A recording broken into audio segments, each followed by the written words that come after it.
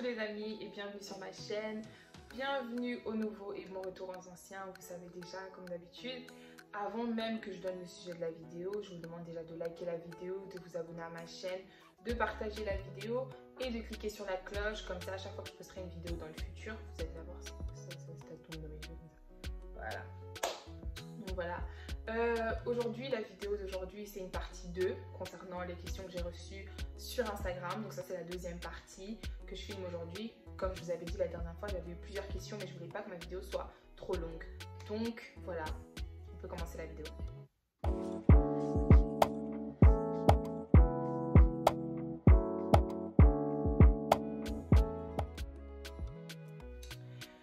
Donc, première question. Pourquoi as-tu commencé YouTube?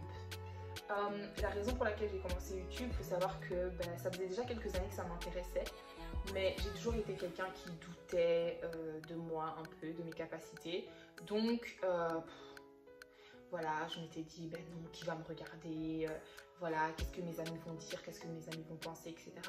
Et après, je me suis dit, you know what? This is something you really want to do. J'aime bien parler. Dans ma famille, on m'appelle Kaboaboa.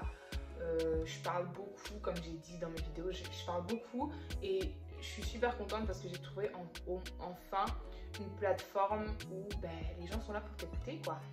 Donc j'ai enfin trouvé des gens qui peuvent écouter mes histoires farfelues, etc., quoi. Donc voilà pourquoi j'ai commencé YouTube, parce que je pense que je suis une personne qui a beaucoup de choses à partager et donc voilà pourquoi j'ai commencé YouTube.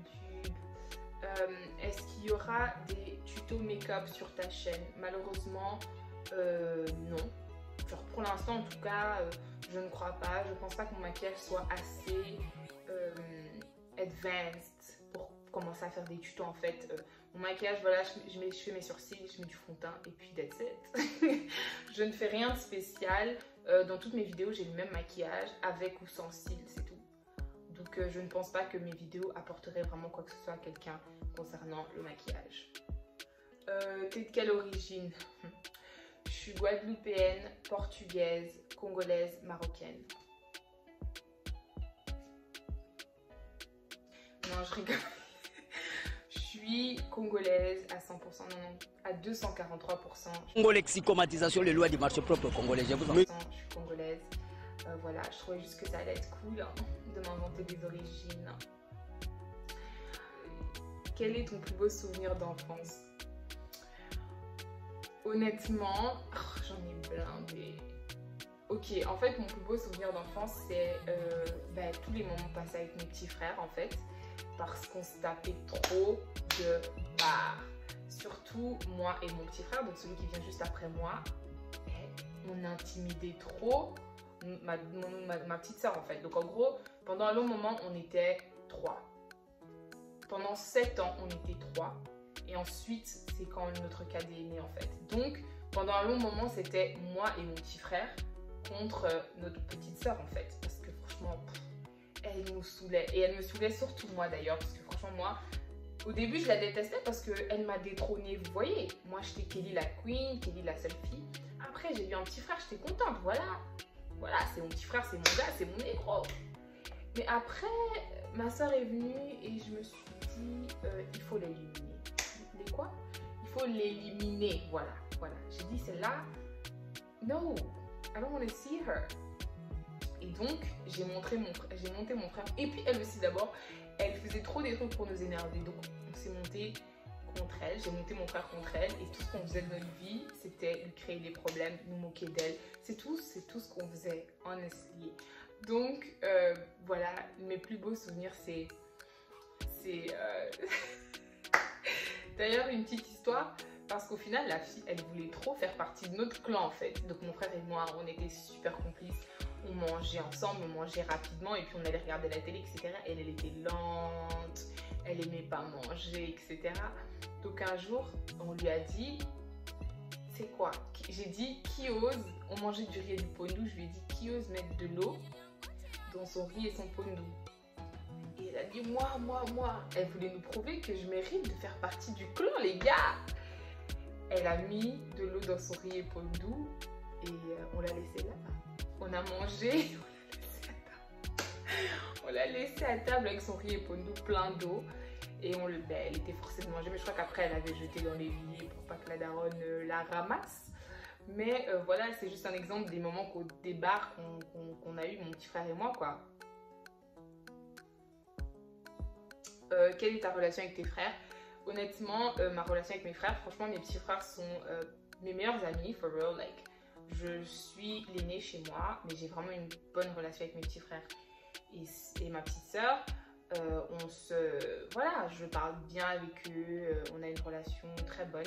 Mais malheureusement, avec mon tout petit frère, donc le cadet chez nous, j'ai pas vraiment une relation parce que, quand j'ai quitté la maison, il avait, je crois, 5 ou 6 ans, vous voyez. Donc, oui, au début, c'était vraiment, on a une différence de 12 ans. Donc, au début, c'était vraiment une relation, j'étais comme sa daronne. En fait, voilà, je m'occupais de lui, et voilà. Et j'étais vraiment comme sa daronne, quoi. Et ensuite, j'ai quitté la maison, donc lui, il a grandi, je n'étais pas là. Et donc, quand on se parle au téléphone, c'est trop bizarre parce qu'on n'a rien à dire. C'est comme si on ne se connaît pas, en fait.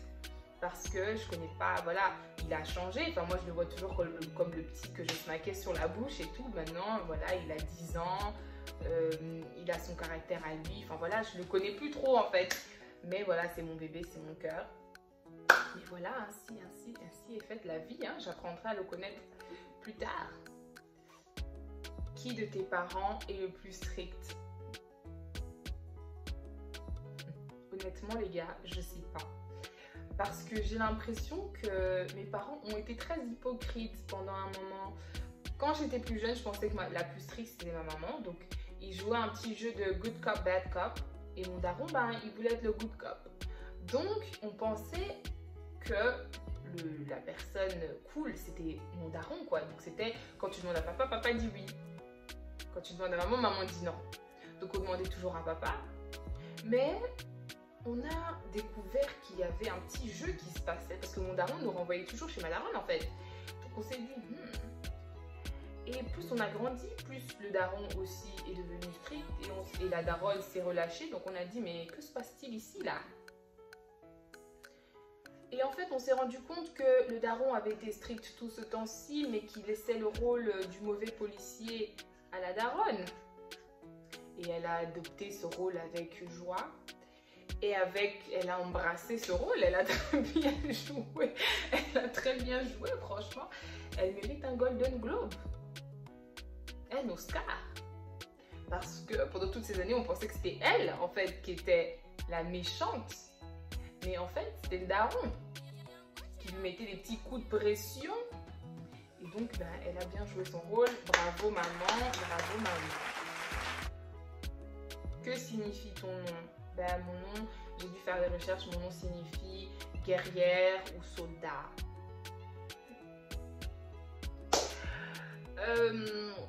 Que fais-tu de ton confinement? Honnêtement, mes devoirs, mes siestes et mes vidéos YouTube. Et je parle au téléphone aussi énormément, c'est tout. Voilà, c'est très court, très ennuyant. Voilà. Le mannequinat, est-ce une passion ou un projet pro? Honnêtement, le mannequinat a commencé comme une blague. Hein. Honnêtement, non, même pas comme une blague, comme un défi. Voilà, comme je vous ai déjà dit dans une de mes vidéos.